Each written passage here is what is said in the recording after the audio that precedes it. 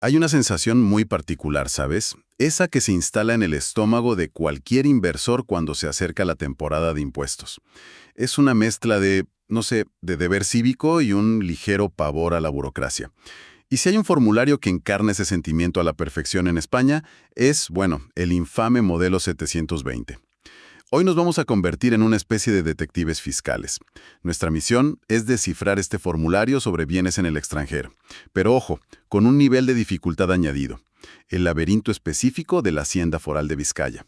Para guiarnos, tenemos un material de primera, la experiencia de campo de un inversor que lo ha documentado todo en su blog invertirconsore.com. El objetivo, al final, es salir de aquí con una estrategia clara, entendiendo no solo el cómo, sino también el porqué de todo este embrollo. Y es que es un punto de partida fascinante, porque el modelo 720 no es solo un papel, es el epicentro de una batalla legal que ha llegado hasta el Tribunal de Justicia de la Unión Europea. Y el resultado de esa batalla es una situación, pues digamos que curiosa. Se anularon las multas draconianas que lo hicieron famoso, pero la obligación de presentarlo sigue ahí, flotando en una especie de limbo legal. Y esa ambigüedad es la clave de todo. De acuerdo. Pues vamos a meternos en faena. Empecemos por lo más básico, para que nadie se pierda. ¿Qué es exactamente este formulario? Porque a pesar de su fama, no es para pagar impuestos, ¿verdad? Exacto, y esa es la primera gran distinción. Es una declaración puramente informativa. No se paga un solo euro al presentarla. Su único propósito es decirle a la Administración, oye, que sepas que tengo estos bienes o derechos fuera de España. El artículo del blog lo desglosa muy bien en 3 grandes bloques. Son como compartimientos estancos, no se suman entre ellos. ¿Y cuáles son? Pues mira, primero, cuentas bancarias. Segundo, y aquí es donde se centra la mayoría de inversores, todo lo que son valores, derechos o seguros, acciones, ETFs, fondos de inversión. Y tercero, bienes inmuebles. Y el hecho de que no se sumen es crucial. El ejemplo que pone el bloguero es perfecto para entenderlo. Si tienes 35.000 euros en acciones en un broker holandés, un apartamento en Francia valorado en 25.000 y una cuenta en Italia con 30.000, sumado es un dineral, pero no tienes que presentar nada. Nada, porque ninguno de esos 3 bloques por sí solo llega al famoso umbral de los 50.000 euros. Ahí está el detalle que lo cambia todo. Pero ahora, vayamos al corazón del debate. La sentencia del TJV, de enero de 2022. Lo que el tribunal dijo, básicamente, es que el régimen de sanciones que tenía España era una auténtica barbaridad, totalmente desproporcionado y contrario al derecho europeo. Hablamos de multas muy altas. Altísimas. Multas fijas de miles de euros por un simple error. O sanciones del 150% sobre el valor del bien no declarado. Era confiscatorio. Un momento. Si el máximo tribunal europeo te da la razón y tumba unas multas que eran un abuso, la pregunta es obvia. ¿Por qué demonios seguimos hablando de esto? ¿Por qué alguien se molestaría en presentarlo? Se convierte en un arte. La sentencia eliminó las sanciones, pero no la ley que establece la obligación de informar. Y el gobierno español reaccionó modificando la ley, sí, pero para introducir unas sanciones nuevas. Ah, claro. Mucho más leves y acordes a la Ley General Tributaria, pero sanciones al fin y al cabo. Así que la obligación y las consecuencias por no cumplir, aunque reducidas, siguen existiendo. Entiendo. O sea, te quitan el león de encima, pero te dejan con un perro que todavía muerde. Y es aquí donde entra la diferencia de enfoque de nuestras fuentes. El bloguero, desde su trinchera de inversor, aboga por la prudencia. Totalmente.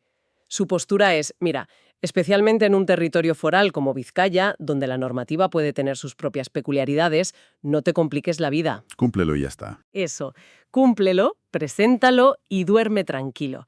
Es la visión pragmática del que no quiere recibir ni una sola carta de Hacienda. Perfecto. Entonces, asumamos que queremos ser prudentes.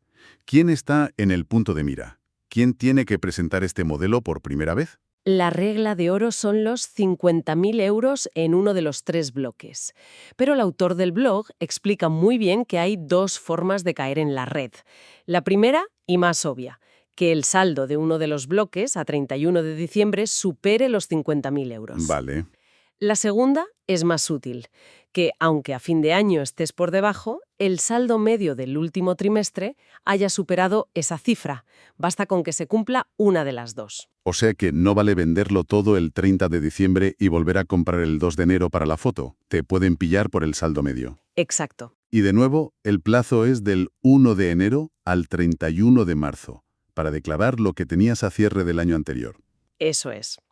Y sobre las sanciones, el autor del blog comparte una anécdota que da una pista sobre el nuevo tono de la administración.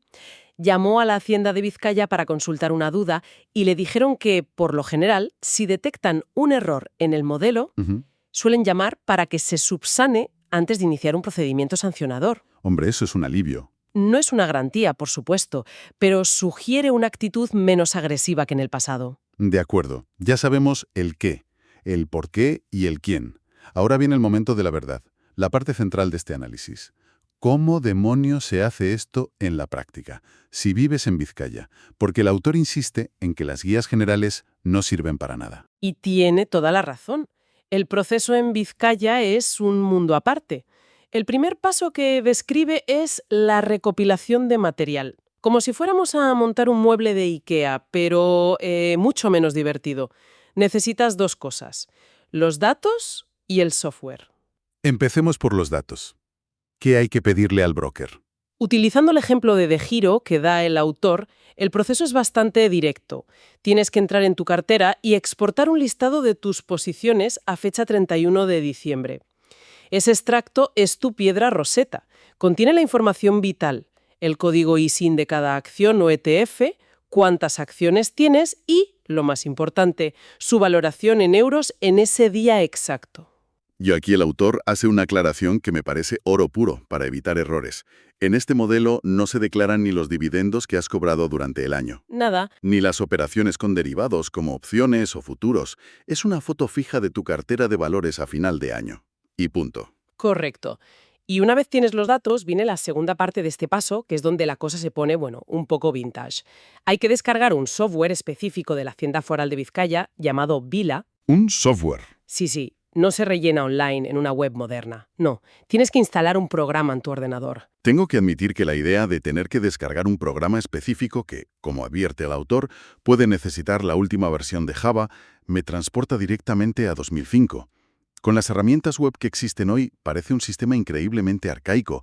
¿Hay alguna razón para esto? Es una buena pregunta. A menudo, en las administraciones públicas, especialmente las forales, que tienen sus propios sistemas, se debe a una mezcla de inercia de sistemas heredados, cuestiones de seguridad o simplemente la falta de presupuesto para modernizar ciertas plataformas. El resultado para el usuario es este, una experiencia de usuario de otra época. Exacto. Bueno, pues con nuestro programa de 2005 instalado y los datos del broker en la mano, llegamos al meollo, rellenar el formulario. Y según el autor, esto es un trabajo de chinos. Es un trabajo manual y repetitivo, sí. Lo primero, dentro del programa Vila, es crear tu ficha de declarante con tus datos personales. Una vez hecho eso, tienes que ir añadiendo cada uno de los bienes que tienes uno por uno. Si tienes 29 acciones diferentes en cartera, como le pasó al autor, tienes que crear 29 registros distintos. 29. Vaya. Y para cada registro una letanía de campos. En vez de listarlos todos, que sería un aburrimiento, ¿cuáles son los puntos clave o los que generan más problemas? Hay un primer grupo de campos de identificación básicos que simplemente le dicen al sistema que eres el titular y que estás declarando valores. Por ejemplo, el código del país del broker, no de la acción. Si tienes acciones de Coca-Cola en DeGiro, el país es Holanda, NL, no Estados Unidos. Pero luego llegamos al campo estrella del problema. Aquí es donde la cosa se pone realmente interesante, ¿no? El famoso NIF en el país de residencia fiscal de la empresa. Exacto. Y aquí es donde chocan el mundo ideal de la administración y la realidad del inversor. En el programa Vila de Vizcaya, este campo aparece marcado como obligatorio. El problema es que encontrar el NIF de una empresa de Singapur o Canadá no es precisamente fácil. No está en el extracto del broker. Y aquí llegamos a ese momento que saca de quicio a cualquiera que se haya peleado con la burocracia. El sistema te exige un dato que no te proporciona y que tú tienes que buscarte la vida para encontrar. Es que es absurdo. Es el pico de la labor de detective. El autor del blog, por suerte, ofrece una mini guía de supervivencia. Para empresas de Estados Unidos, recomienda buscar en Google el nombre de la empresa más Employer Identification Number. Para las británicas, el VAT Number.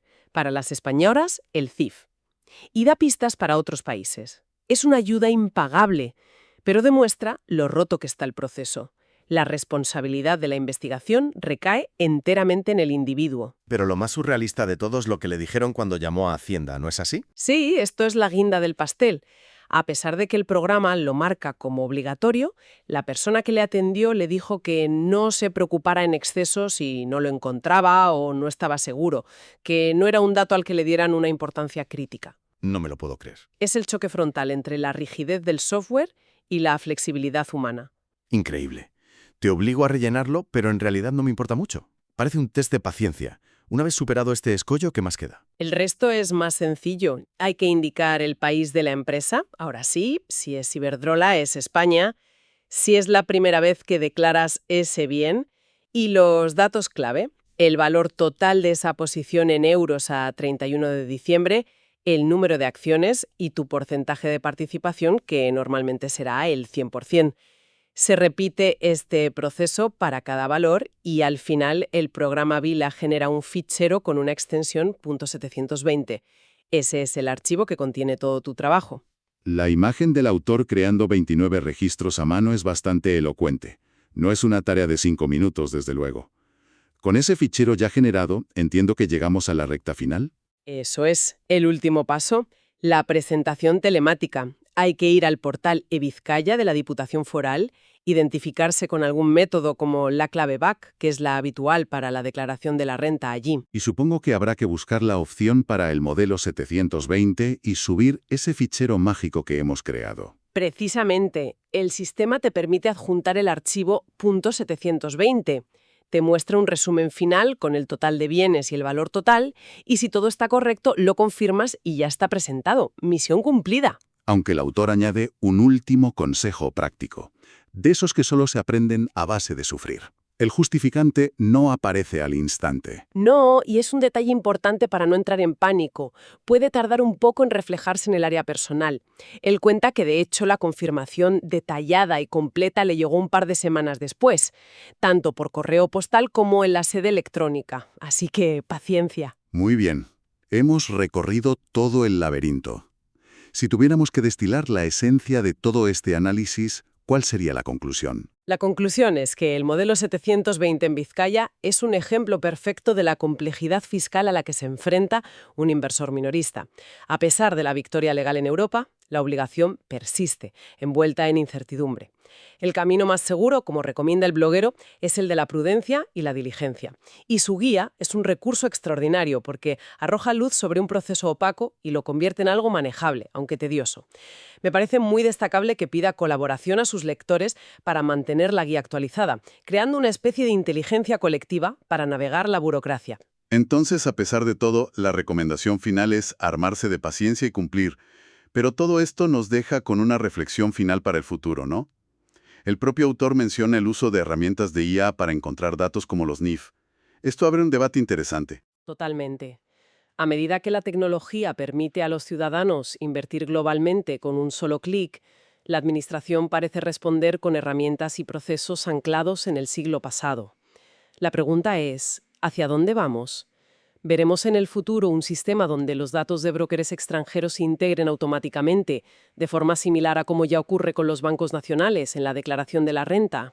O por el contrario, seguirá recayendo sobre el ciudadano la carga de ser un detective, de cazar datos dispersos por el mundo para cumplir con una obligación cada vez más compleja. Este caso tan específico de Vizcaya es en realidad un microcosmos de una tensión global, la que existe entre las finanzas del siglo XXI y una burocracia fiscal que en muchos aspectos todavía no ha salido del 20.